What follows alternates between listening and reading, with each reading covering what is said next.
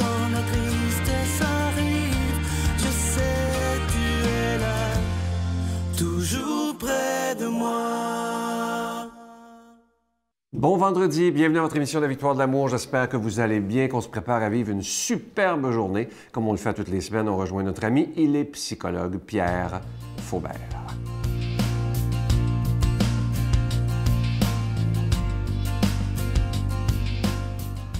Bonjour, vous allez peut-être me trouver un peu insistant, pour ne pas dire peut-être fatigant, lorsque j'aborde ce sujet de l'âme. En fait, je crois que c'est mon sujet préféré. Pourquoi? Parce que c'est une mine de ressources. C'est par l'âme que nous trouvons notre identité, que finalement nous puisons dans ce que je suis, le fameux « je suis » de Jésus. Je peux dire aussi « je suis », mais je suis, même Descartes le disait, je pense donc je suis. Moi, je changerais peut-être un peu la phrase, sans prétention évidemment, je ne suis pas Descartes, mais j'ai une âme, donc je suis. Je suis en relation avec mon âme, donc je suis. Le « je suis », c'est en rapport avec l'être, hein, avec l'essentiel. Mais mon être, c'est mon âme, invisible, infinie, difficilement définissable, mais c'est ce que je suis, c'est mon âme. Jung, je reviens encore à Jung, dit « ça serait blasphémateur que d'affirmer que Dieu peut se manifester n'importe où, sauf dans l'âme humaine. » Vous savez, nous cherchons Dieu. Nous cherchons dans bien des endroits. Je crains que nous le cherchons peut-être un peu trop à l'extérieur de nous. Et si nous savions que nous sommes inhabités par une présence divine, et quand je dis une présence divine, pour moi, il n'y a aucune autre définition que celle qu'on retrouve dans Saint Jean, Dieu est amour. Et si on se limite à ça, c'est pas une limite, c'est une ouverture. Parce que d'identifier Dieu à l'image de ce qu'on pourrait trouver comme puissance, vous savez, les puissances humaines deviennent trop et toujours pratiquement tyranniques. Hein? On dit donner à quelqu'un du pouvoir et puis il finira par vous dominer, mais si vous lui donnez du pouvoir absolu, il vous dominera absolument. Mais ce n'est pas ça, Dieu. Dieu n'est pas un pouvoir dominateur. C'est un pouvoir d'amour. Et c'est dans l'amour que nous trouvons le plus grand respect, que nous trouvons la plus grande communion. C'est un peu dans l'expression de faire l'amour, comme on dit. Mais faire l'amour, ce n'est pas essentiellement sexuel. Faire l'amour, c'est une réalité qui fait en sorte que nous devenons qui nous sommes. C'est le but de mes chroniques. Mes chroniques, c'est d'essayer, c'est pas de dire aux gens quoi faire. C'est pas ça que je veux. Je ne suis pas bien placé pour dire aux gens quoi faire parce que je fais des erreurs à la tonne.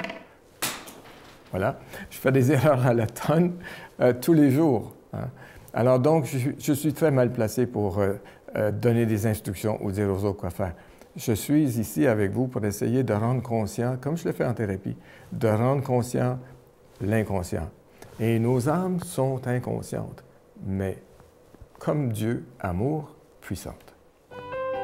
Notre Père qui es aux cieux, que ton nom soit sanctifié, que ton règne vienne, que ta volonté soit faite sur la terre comme au ciel.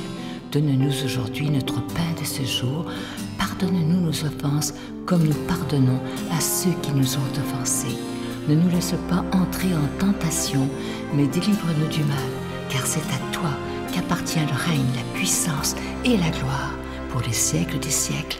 Amen.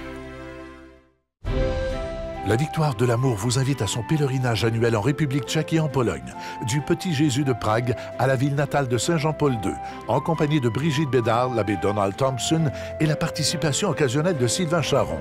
Nous visiterons entre autres les villes de Prague, Cracovie, Auschwitz et plusieurs autres.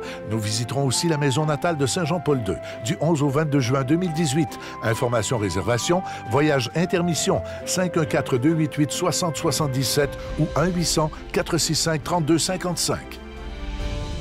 Je prends quelques instants pour solliciter votre aide pour le ministère de la Victoire de l'amour. Comme vous le savez, à chaque année, lorsque le carême arrive, on décide ensemble de ne pas envoyer de cadeau avec un don.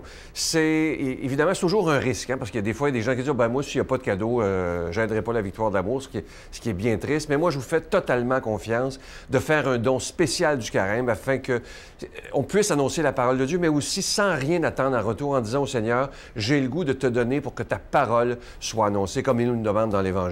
Et aussi, quelque chose que je voudrais vous proposer, étant donné qu'il n'y a pas de cadeau ce mois-ci, vous savez que pendant le carême, c'est un bon moment pour vivre une retraite. Et parfois, on pourrait décider de vivre une retraite à la maison. Et c'est ce qu'on vous offre avec le nouveau cours Ressourcement, approfondir sa foi, Jésus, vrai homme et vrai Dieu. Ça peut être une belle façon aussi de bien vivre son carême et de mieux connaître Jésus de Nazareth. Vous savez que ce produit, évidemment que vous n'aurez pas de reçu d'impôt pour ça, parce que c'est un achat. C'est à partir de 49,99 plus taxes pour ceux qui l'achètent en ligne et ceux qui le prennent en DVD. C'est 59,99 plus taxes. Je vous donne l'adresse, la Victoire de l'amour, casier postal 120, succursale Boucherville à Boucherville, le J4B 5E6, je vous la redonne, la Victoire de l'amour, casier postal 120, succursale Boucherville à Boucherville, le J4B 5E6, également par téléphone, par carte de crédit, dans le 514-523-4433, 523-4433 ou sans frais, le 1-888-811-9291,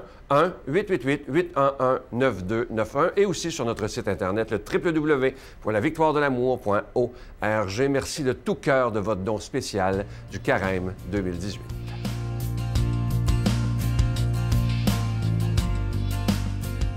Mon Dieu, donnez-moi la sérénité d'accepter les choses que je ne peux changer, le courage de changer les choses que je peux et la sagesse d'en connaître la différence. Amen. Aujourd'hui, la parole de Dieu est proclamée par quelqu'un qu'on apprécie beaucoup. Je l'apprécie énormément aussi. Il est de Paris, le Père Michel Marie.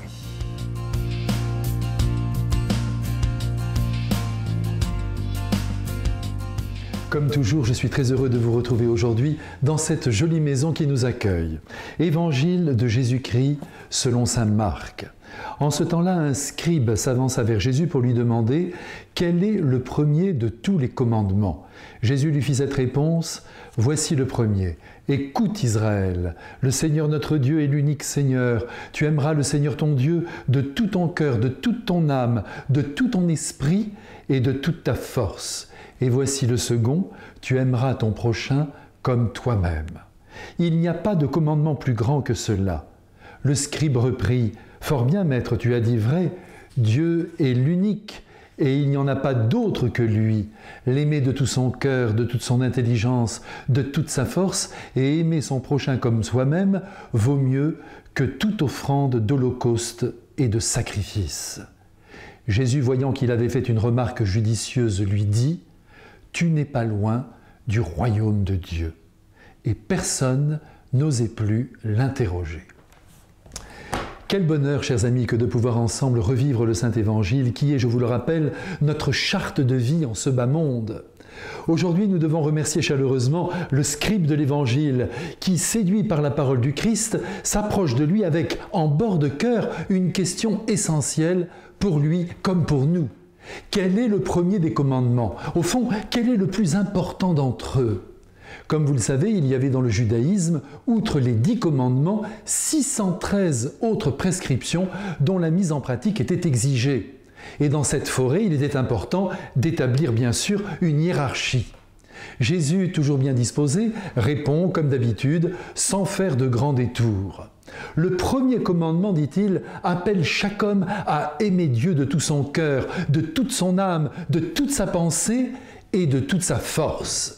C'est dire que Dieu notre Père veut sentir l'amour jaillissant du cœur de chacun de ses enfants. Remarquons que dans ce commandement, déjà présent dans le livre du Deutéronome au chapitre 4, livre écrit bien des siècles avant la venue du Christ, il n'est pas dit qu'il faut aimer Dieu de toute sa pensée. Ça, c'est un ajout personnel du Christ qui nous fait comprendre que Dieu notre Père veut que nous pensions à lui. Rien de plus normal. Quand vous aimez un être, vous désirez sa présence. Et si vous ne pouvez pas l'obtenir en raison de 1000 raisons, votre esprit demeure captif de son visage, de sa voix, de son maintien. N'est-ce pas que je vous dis la vérité? Si bien que l'on peut affirmer que si votre esprit est poursuivi par une personne, c'est le signe que vous l'aimez vraiment, du moins que vous désirez sa présence, et c'est déjà énorme. Penser à Dieu, c'est donc l'aimer pour de vrai. Le scribe vient donc de recevoir la réponse à sa question. Mais peut-être ne s'attendait-il pas à découvrir qu'un deuxième commandement s'associait au premier en ayant même valeur. Jésus en effet ajoute « Tu aimeras ton prochain comme tu t'aimes toi-même ». Et comme nous nous aimons beaucoup, nous comprenons à quel degré d'incandescence nous devons aimer ceux que nous côtoyons, ces prochains, qui sont, Jésus nous le dira plus tard, ces sosies. Et oui, vous vous souvenez bien sûr de sa fameuse parole qui retentira lors du jugement dernier. « Ce que vous avez fait au plus petit d'entre les miens, c'est à moi que vous l'avez fait. » Tout homme, quel que soit son chemin ou son état, est donc le Christ lui-même. Aimer Dieu revient à aimer son frère. Est-ce que nous l'avons compris? De très nombreuses personnes, et c'est peut-être vous, comme moi certains jours, nous avons l'impression de ne pas aimer Dieu avec suffisamment de ferveur, d'avoir l'impression même que notre cœur reste sec en sa présence, notamment au moment de la prière. Surtout, je vous en prie, il ne faut pas s'inquiéter, car aujourd'hui nous apprenons que si nous offrons notre amour à qui n'en a pas, à qui souffre, nous montrons à Dieu que nous l'aimons, bien mieux qu'avec des mots d'amour lancés vers le ciel qui, au fond, ne disent pas grand-chose, surtout aujourd'hui où, par SMS, il est si vite fait de lancer ce fameux « je t'aime ». Si j'ai bien compris, répond le scribe, en vivant ce double commandement qui n'en fait qu'un, j'offre à Dieu ce qu'il préfère. La fumée des bêtes immolées et tous les sacrifices que je peux accomplir ont donc moins de valeur que l'amour offert. Bravo, répond Jésus. Tu as tout compris. Tu n'es pas loin du royaume de Dieu. Mais dites-moi, que lui manque-t-il donc à notre ami le scribe? Eh bien, il lui manque de recevoir Jésus dans toute sa splendeur, c'est-à-dire comme fils de Dieu. Mais ça va venir. En tout cas, il nous reste à nous tous, à simplifier notre chemin spirituel, en mobilisant toutes nos énergies pour aimer densément, et Dieu notre Père, et nos frères les hommes. Que le ciel bénisse notre résolution d'aimer davantage et plus profondément, au nom du Père, et du Fils, et du Saint-Esprit. Amen. Je vous salue Marie, pleine de grâce. Le Seigneur est avec vous. Vous êtes bénie entre toutes les femmes, et Jésus, le fruit de vos entrailles, est béni. Sainte Marie, Mère de Dieu, priez pour nous pauvres pécheurs, maintenant et à l'heure de notre mort. Amen. La victoire de l'amour présente approfondir sa foi, découvrir Jésus, vrai homme, vrai Dieu. Un parcours biblique d'une durée de plus de 6 heures sur l'homme de Nazareth qui a transformé le monde à tout jamais. Avec l'abbé Donald Thompson et Pierre-Luc Bordelot, partez à la découverte de Jésus le Christ. À partir de 49,99 $, obtenez-le en ligne sur notre site internet à lavictoiredelamour.org ou en format DVD. Composez le 514-523-4433 ou 1-888-811-92-91. Je vous invite à ne pas manquer l'émission de dimanche comme on le reçoit régulièrement, à peu près toutes les 6 semaines, notre ami Franck Nicolas, ce conférencier international. Et à chaque fois, il a le don de nous donner des conseils. Il sait toujours mettre le doigt à la bonne place. Alors, ce sera un beau rendez-vous ce dimanche à 5h30 et 12h30. Bye bye, à demain. C'est ce que je voulais ajouter, c'est quand vous vous plaignez, vous n'attirez pas, vous ne connectez pas avec les bonnes personnes. Alors que lorsque vous cessez la jérémiade, qui est plus difficile, d'abord parce que c'est plus facile de se plaindre. Très humain. C'est très humain, d'accord. Mais au bout d'un moment, oups, là, et vous allez voir que vous allez attirer de nouvelles personnes. Et ça, c'est génial.